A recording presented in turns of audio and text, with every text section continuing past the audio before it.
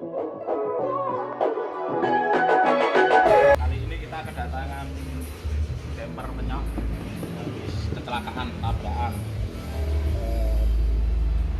Kita akan pengerjaan ini kayak gini paling lama 2 jam.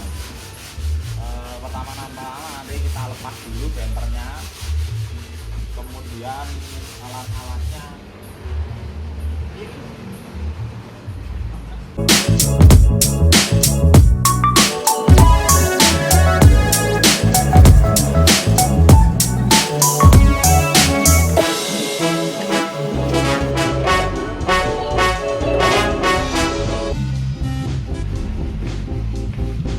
Di sini kita pakai heat gun untuk memanaskan. Nah, ini hanya untuk plastik, jadi kalau untuk besi kita nggak bisa pakai heat gun ya, harus di kenteng. Nah, ini hasil jadinya.